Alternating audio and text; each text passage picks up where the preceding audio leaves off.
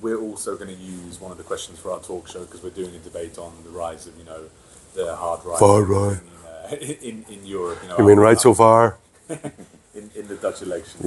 Yeah. Well, I find it a bit offensive being called hard right, as we're the ones in favour of free speech who oppose the lockdown, and you have a government who've been pretty draconian.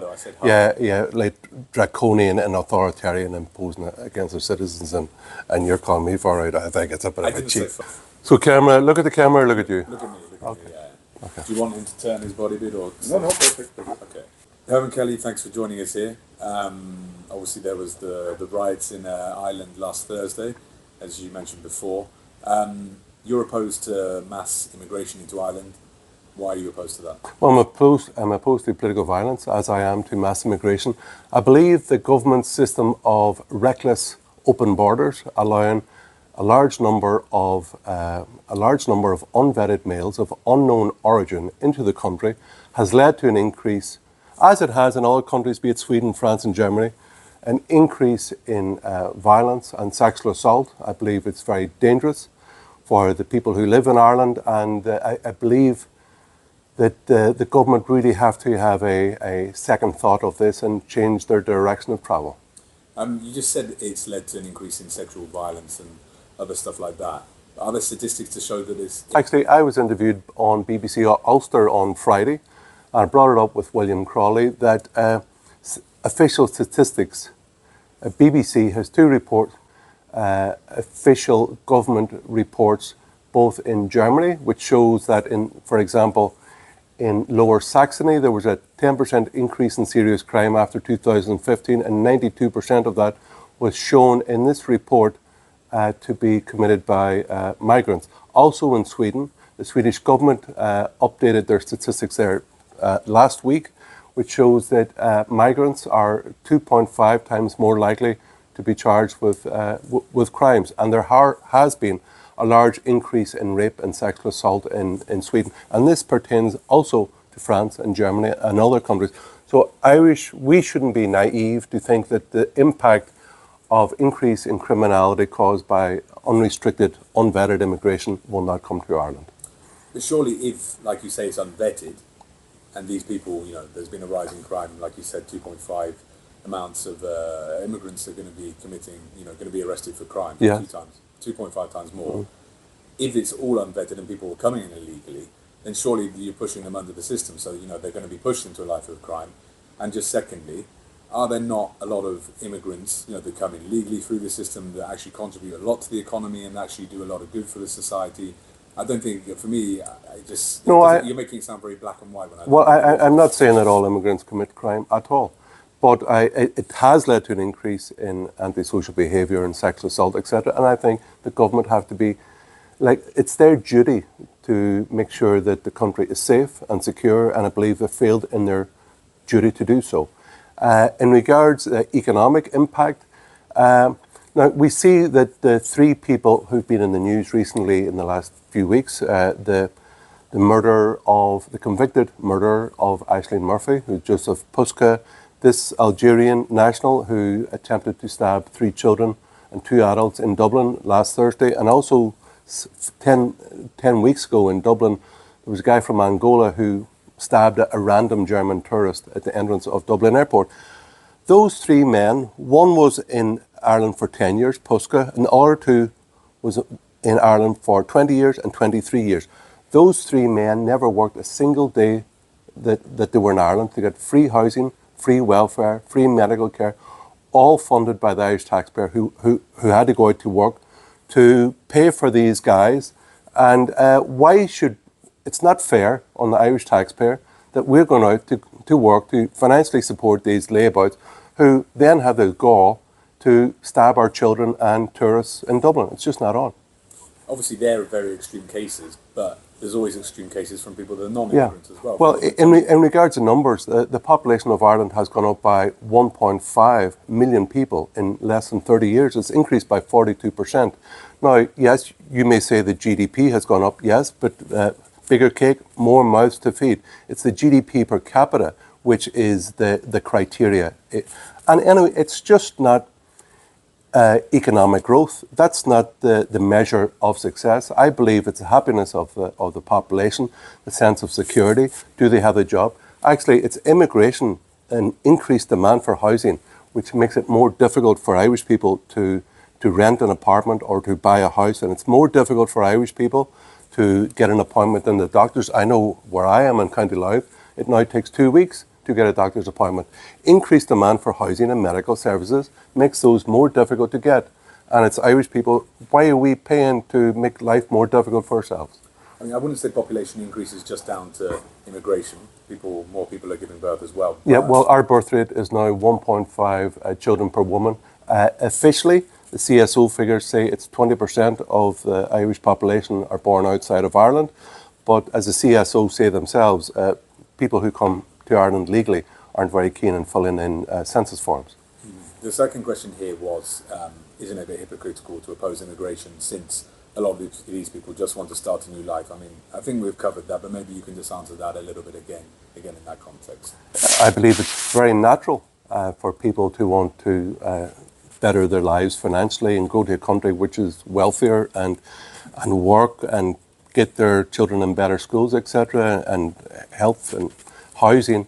The problem is Irish people do resent it, people being allowed in who have very little to contribute, who want to, especially if they want to live off the welfare system and take finite resources which are provided by the Irish people. It's a bit unfair. Like other countries, for example, Australia, have a point system where you're only invited into the country if you've got the skills that they need and you've got someone to contribute, and certainly you don't have a criminal record, which would be a problem for the local population. Are you not concerned slightly that, I'm sure that there are problems with, some immigrants from, outside of Europe or other places in Europe that isn't in the EU. There are people that commit crimes for sure, but there's people on each side. Aren't you a bit concerned that the way you talk about this and the way you stigmatise and you say these, like you said to me a moment ago, this person from, I can't remember the African country, did you say? Angola. You said he's come from Angola, he did this. You're not concerned that this might actually cause a rise in, xenophobia and more hatred and more divisiveness, like we saw in the riots the other week? What I find is that it's incredibly irresponsible of the government to allow people, we don't know who they are, where they're from, or the criminal record, into the country to commit crimes and assault Irish people. That's just not on. I believe it's actually the government have a large responsibility for any increase in friction that arises from the inability of Irish people to get a house, to find somewhere to live, to get an appointment for a doctor. The Irish government, it's their job, like every other country around the world outside the EU, the governments have control of their laws, their budgets and their borders, and really Irish government, with EU open borders and free movement, we don't have control of our borders at the moment, and we've got to change that. So you're not concerned about it fueling possible hatred? You didn't answer the question there directly.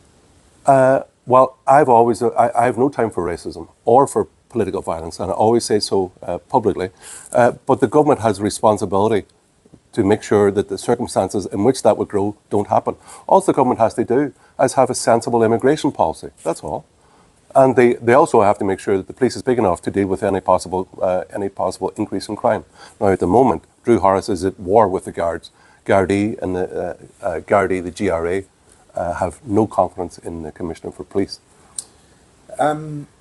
Would you accept that if immigration into Ireland was restricted or halted, certain sectors of the Irish economy might come to a halt or even collapse completely? Is that something you might accept, given that the Irish economy has very much been built on high-skilled labourers coming in? And well, the problem that we're having at the moment, and is that many of our young, well-educated people are, because they can't buy a house, they're emigrating to Australia and Canada, and in their place, we're taking, not all, but a large number of pretty unskilled people coming into Ireland, and then if in circumstances where they become dependent on the state for welfare, for housing and for medical care, well, we're the loser.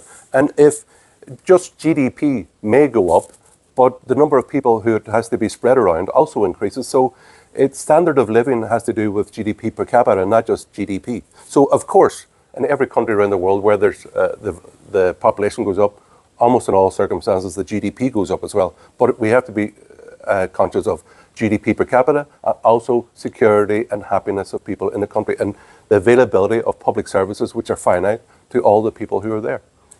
If Ireland's so-called or perceived open immigration policy was to continue, what would be your position on that?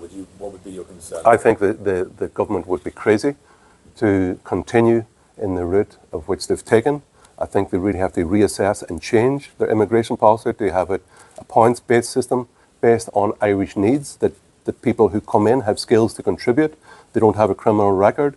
I'm sure in those circumstances where they invite in a highly educated, well-behaved workforce which have something to contribute to Ireland, and they come in and they've work residence permits for 5 years and residence for 5, 10 years or whatever, according to Irish needs, I think it would work much better, and I don't think there would be the problems that have erupted in the last number of years. Obviously, the Ireland wouldn't be able to do a points-based system if it's done at an Irish level, because you see, we're members of. So would you suggest a points-based system at an EU level?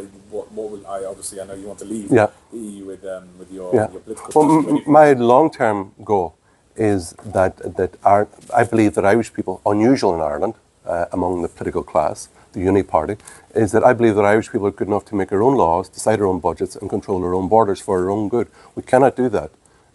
We cannot decide our trade policy, independent trade policy, while we are members of the EU, nor can we control our borders. So long term, I think we're better off taking back control of our borders and our laws. But in the short term, I think any means possible, we will use those to constrict increase in immigration of unvetted people into the country so we can have a more secure country. I'm British myself. Did it not put you off seeing Britain's long and drawn out exit and the fallout from it, because the UK is not really doing as well as I was very pleased to see that in 2016 the British people voted for Brexit, but I'm disappointed that the governments that have been in place ever since haven't really believed in Brexit, and they haven't taken advantages of the freedoms that Brexit gave. Like, EU membership means that we are losing the last vestiges of military neutrality that we had. So we are now members of EU battle groups, we're members of PESCO, of Partnership for Peace, the antechamber for NATO. So we've moved from a position of being a militarily neutral country, which could go and be a kind of a peacemaker, or let's say a kind of a trusted middle partner in bilateral talks, multinational talks between different countries to try to make peace, where now we are in the antechamber to NATO, that Irish troops are fighting have been in Mali. They're over-defending French uranium interests in countries which Ireland has nothing to do with. So we have lost this military neutrality, and I believe it's our standing because of that will have actually gone down in the world, not gone up. Yeah, but in terms of economical clout, being part of the EU, you're never going to be able to get that back. Why you've got countries like Iceland is a great example, and Singapore. They're small countries, but they're adept, and they take in high-skill, high-capability, high-skill, lower-tax countries which can compete very well in the global economy, like, you know.